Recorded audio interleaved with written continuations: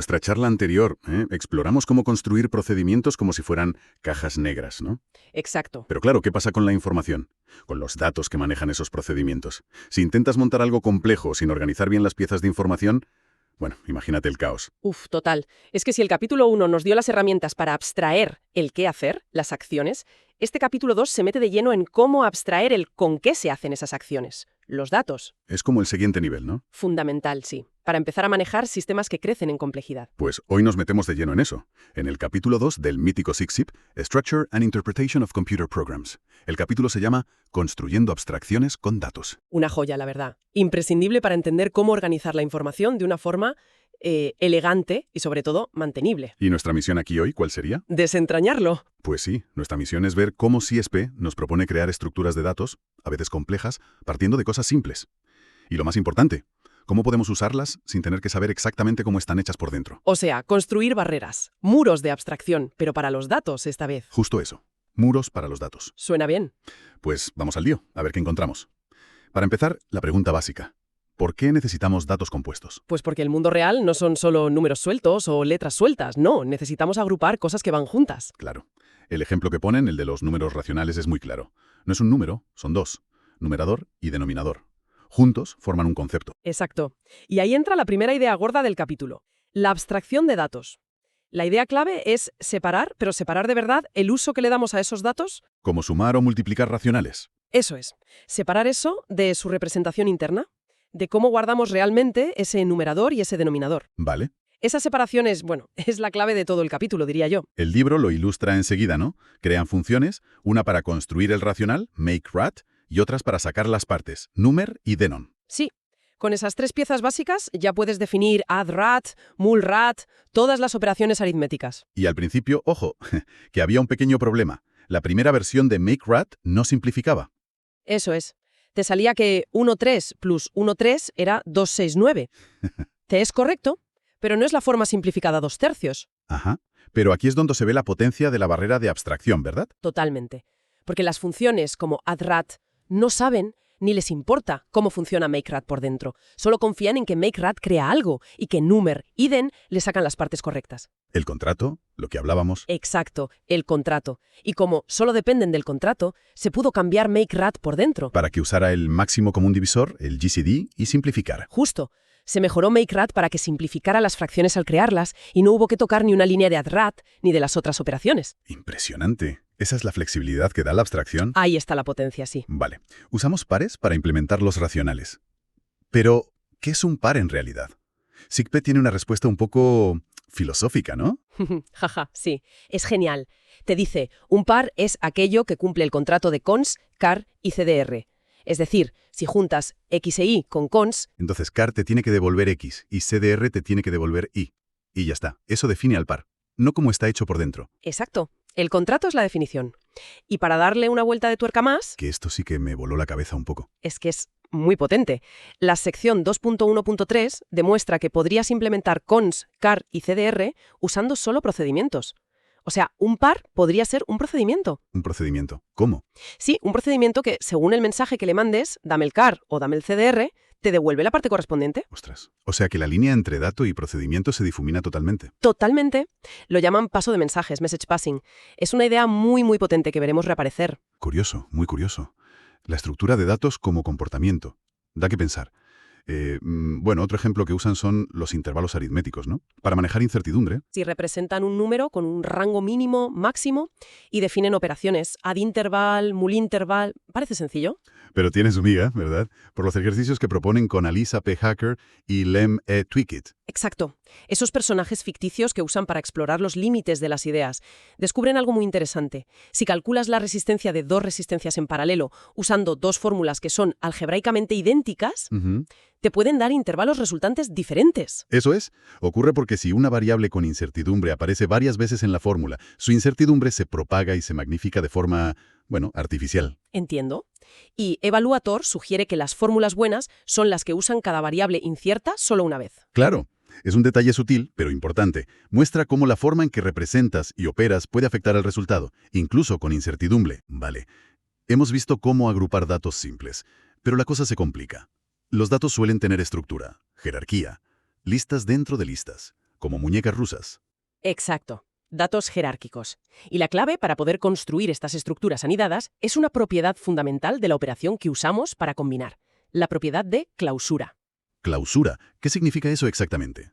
Significa que la operación que usas para juntar cosas, como cons en Lisp, puede aplicarse no solo a elementos básicos, números, símbolos, sino también a los propios resultados de esa operación. O sea, cons puede crear un par donde uno de los elementos, o los dos, es a su vez otro par creado con cons. Justo eso. Y como puedes aplicar cons a sus propios resultados, puedes crear estructuras anidadas tan profundas como quieras. Listas de listas, árboles. La estructura jerárquica más típica es la secuencia, que en Lisp se implementa con listas, construidas con cons. Vemos operaciones típicas: list_ref para coger un elemento, length para el tamaño, append para concatenar. Y muchas de ellas se definen de forma recursiva, ¿verdad? Procesan el car, el primer elemento, y luego se llaman a sí mismas con el cdr, el resto de la lista. Sí, append es un ejemplo claro. Va recorriendo la primera lista, y para cada elemento hace un cons de ese elemento con el resultado de llamar a append para el resto de la lista. Va como construyendo la nueva lista sobre la marcha. Exacto. Es un patrón muy común. Recorrer una estructura mientras construyes otra. Y claro, si los elementos de una lista pueden ser a su vez listas, pues ya tenemos árboles. El libro pone el ejemplo de scale tree. Sí, una función que multiplica por un factor todos los números que hay en una estructura de listas anidadas, o sea, en un árbol. Y se puede hacer con recursión a mano, bajando por el car si es una lista, o procesando el car si no lo es, y luego haciendo lo mismo con el cdr. Se puede, sí, pero también muestran una forma más abstracta, usando map de forma recursiva. Si el nodo es una hoja, un número, lo escalas. Si es una rama, otra lista, aplicas scale tree a cada elemento de esa lista usando map. De nuevo la abstracción. Pensar en aplicar una transformación a todo el árbol, en lugar de recorrer con car y cdr. Exacto. Te permite pensar a un nivel más alto. Y aquí es donde, para mí, el capítulo pega un salto importante. Introduce map, filter y accumulate o reduce. Uf, sí. Son herramientas potentísimos para procesar secuencias. Map aplica una función a cada elemento y te devuelve una nueva secuencia con los resultados. Filter selecciona los elementos que cumplen una condición. Y accumulate combina todos los elementos de la secuencia usando una operación y un valor inicial. Y lo bueno es que muchísimas operaciones que antes hacíamos con recursión explícita se pueden reescribir combinando estas tres. Es un cambio de paradigma, casi. El libro usa una analogía que me encanta. Pensarlo como procesamiento de señales. Como si tuvieras una cinta transportadora, la secuencia, que pasa por distintas máquinas. Ajá. Tienes una fuente, un enumerador que genera la secuencia, luego la pasas por máquinas que filtran, filter, otras que transforman cada elemento, map, y al final una que combina todo, accumulate. Eso es, y crea una barrera de abstracción potentísima. Ya no piensas en el bucle, en el car y cdr, piensas en transformaciones de secuencias enteras. Es súper modular. Puedes enchufar estas máquinas estándar en el orden que quieras. Tela. El ejemplo que ponen de prime sum pairs es buenísimo. Quieren encontrar pares de números, uno de cada lista, cuya suma sea un número primo. Tela. Pues lo resuelven encadenando. Primero un flat map, que es como un mapa anidado que genera todos los pares posibles. Luego un filter, para quedarse solo con los pares cuya suma es prima. Y finalmente un map para formatear el resultado. Elegante, la verdad. Muy declarativo. Mucho. Defines qué quieres hacer con la secuencia, no tanto cómo recorrerla paso a paso. Y para que veamos esto en acción de otra forma, crean un mini lenguaje para dibujar imágenes. Sí, el lenguaje de los painters. Painter. Un pintor es básicamente una función que sabe cómo dibujar algo dentro de un rectángulo delimitador, un frame. Y lo interesante es que puedes combinar pintores. Con beside pones uno al lado del otro, con below uno encima del otro, y el resultado de combinar dos pintores es un nuevo pintor. Exacto. Otro ejemplo perfecto de clausura. La operación de combinar, beside, below, devuelve algo del mismo tipo que sus operandos, un pintor. Y también de diseño estratificado, ¿no? Construyen operaciones más complejas, como corner split, que repite un pintor en las esquinas, usando las operaciones más simples, beside, below, flip vert. Crean capas de abstracción. Justo. Y la clave para que todo funcione tan bien es representar al pintor como un procedimiento, que toma un marco. Esa representación permite la composición. Muy bien. Hasta ahora casi todo eran números, listas, estructuras, pero Lisp y Scheme son famosos por manipular símbolos, palabras, nombres. ¿Cómo representamos una expresión como A plus B, literalmente, sin que se evalúe? Ahí necesitamos una forma de decirle al sistema, oye, esto trátalo como un dato literal. No intentes buscar el valor de A o plus. Y para eso está quote, o la comilla simple. Tener esas variables. Y también necesitamos ec, para comparar si dos símbolos son exactamente el mismo objeto en memoria. Con esto ya se pueden hacer cosas interesantes.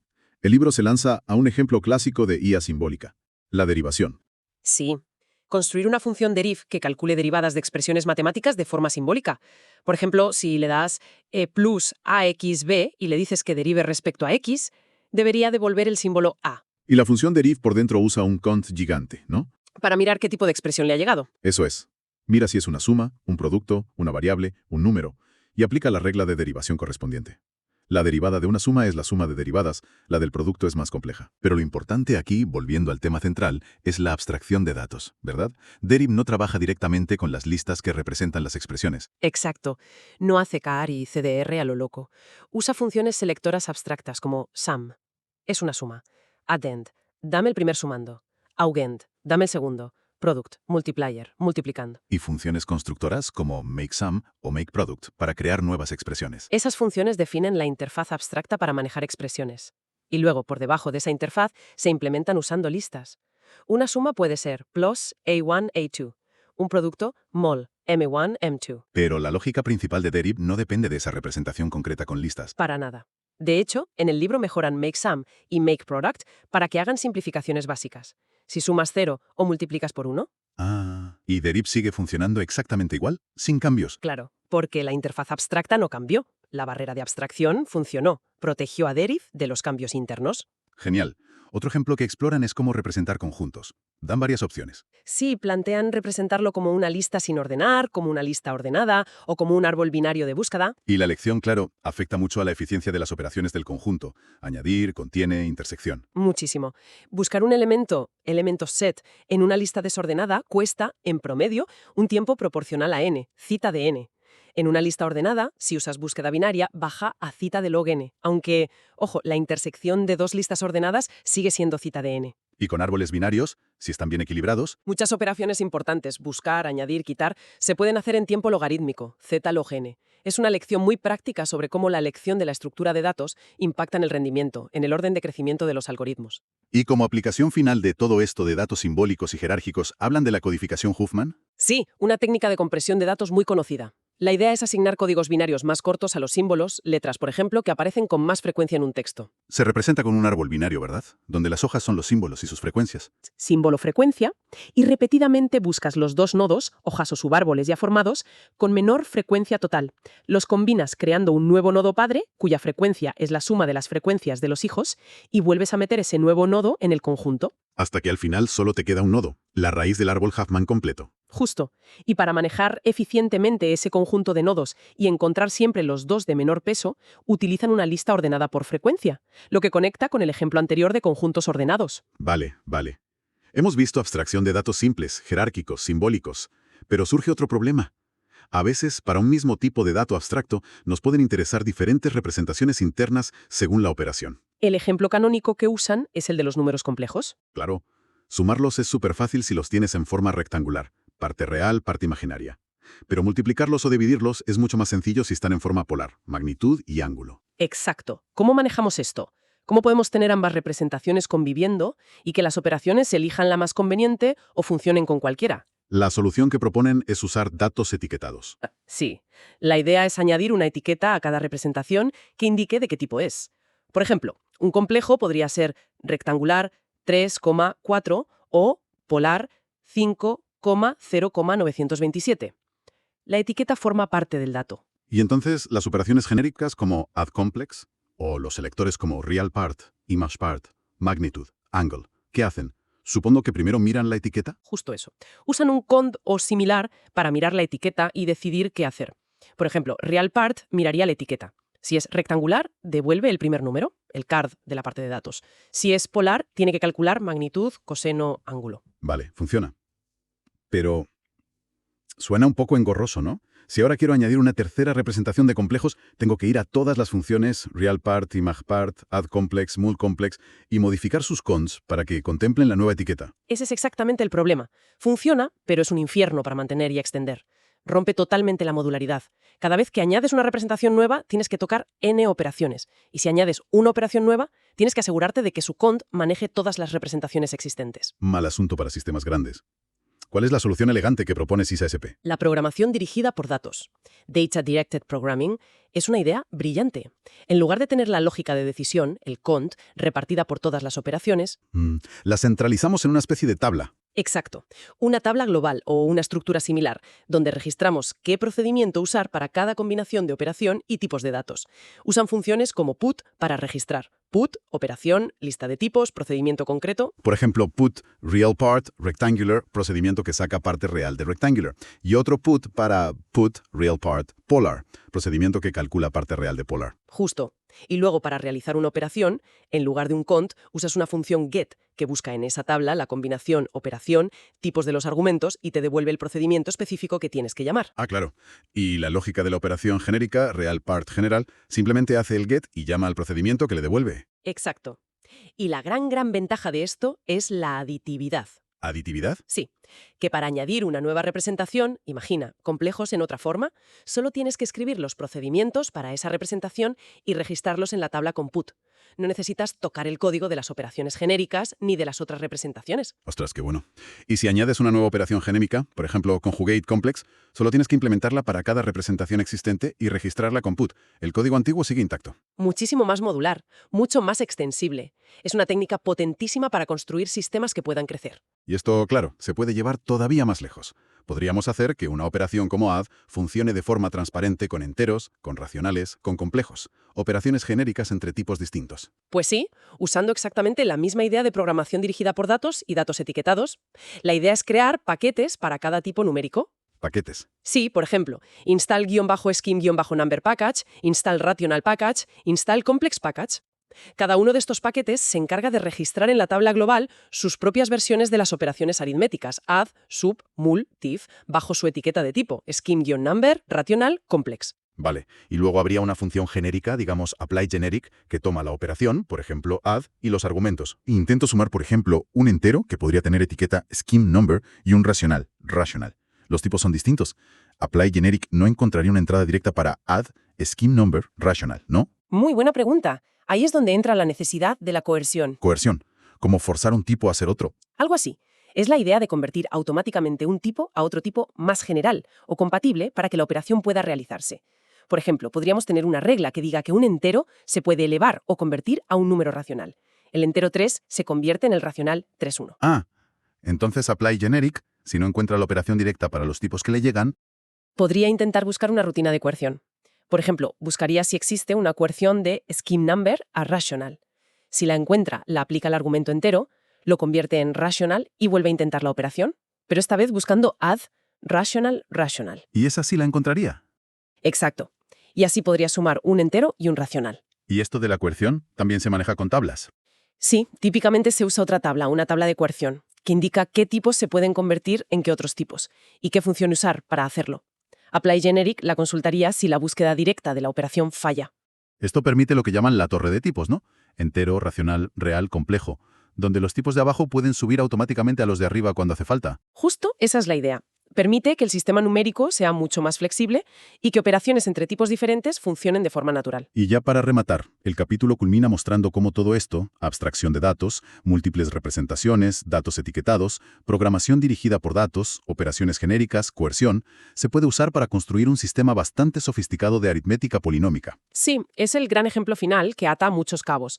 Define un tipo abstracto polinomio, que puede ser una variable más una lista de términos, considera múltiples representaciones, listas densas versus dispersas, según si hay muchos ceros, implementa operaciones genéricas como add poly, mul poly, usando programación dirigida por datos, e incluso maneja la coerción para poder sumar polinomios con números normales. Un buen broche final para mostrar la potencia de todo lo visto. Sin duda. Muestra cómo estas técnicas permiten construir sistemas complejos, capa sobre capa, gestionando la complejidad en cada nivel. Pues menudo viaja por el capítulo 2. Ha sido denso, ¿eh? Pero hemos visto un montón de ideas clave. Cómo abstraer los datos con barreras, cómo construir jerarquías usando la clausura, cómo manipular símbolos.